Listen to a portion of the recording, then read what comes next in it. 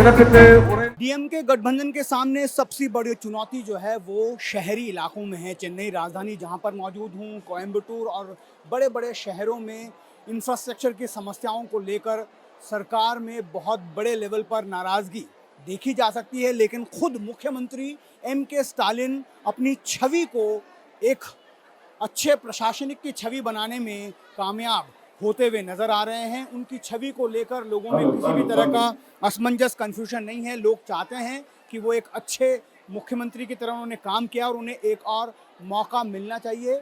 इसके अलावा एक बड़ा फैक्टर जो है इस बार वो एक्टर विजय का है। वो एक्स फैक्टर बनकर सामने आ रहे हैं। इसी वजह से ऐसा लग रहा है कि वो इस गेम को किस तरह से चेंज करेंगे। क्या वो डीएमके के खिलाफ इसको मोड़ देंगे या फिर एआईडीएमके के वोट काटेंगे, ये देखने वाली बात होगी। लेकिन पार्टी के खिलाफ, सरकार के खिलाफ एक एंटी इनकम्बेंसी होने के बावजूद यहाँ पर ज़मीन पर ये नज़र आ रहा है कि एम.के. स्टालिन की छवि जो है वो लोगों के बीच पसंद की जा रही है।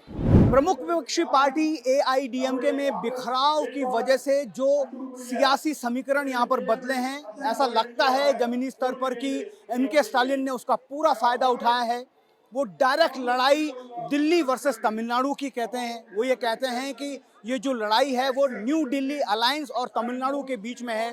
द्रविड़ अस्मिता, क्षेत्रीय भाषा, संस्कृति और द्रविड़ मॉडल ऑफ गवर्नेंस, इसकी वो बात लगातार कर रहे हैं। अपने वेलफेयर स्कीम्स को वो आगे लेकर जा रहे हैं। कहीं ना कहीं वो एक नैरेटिव को घर घर तक पहुंचाने में कामयाब होते नजर आ रहे हैं कि ये जो लड़ाई है वो दिल्ली और तमिलनाडु के बीच में है।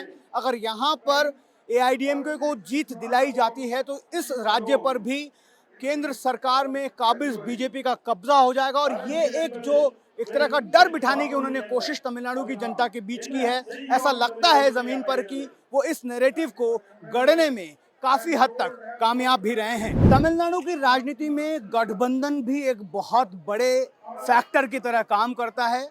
उस फ्रंट में भी ऐसा लगता है कि डीएमके को काफी हद तक कामयाबी मिली है।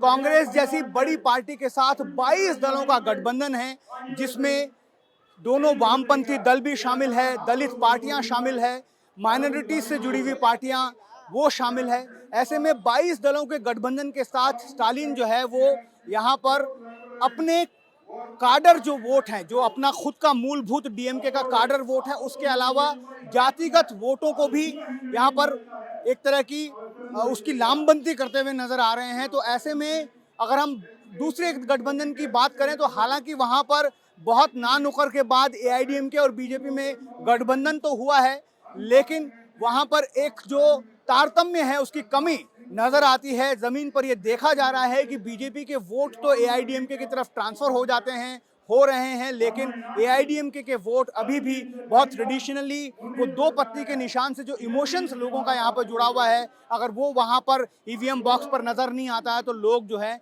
उसके बारे में सोचने लग जाते हैं। तो ऐसा कहा जा सकता है कि हर एक वोट जो एआईडीएमके का है वो बीजेपी की तरफ ट्रांसफर होता है। ऐसा कहना यहाँ पर बहुत मुश्किल है, ये जमीन पर ये बात नजर नहीं आती है। दूसरी तरफ अगर हम डीएमके गठबंधन की बात कर लें तो यहाँ पर लगता है कि गठबंधन बहुत सॉलिड है और सारे वोट एक दूसरे दलों को यहाँ पर ट्रांसफर होते हुए नजर आते हैं।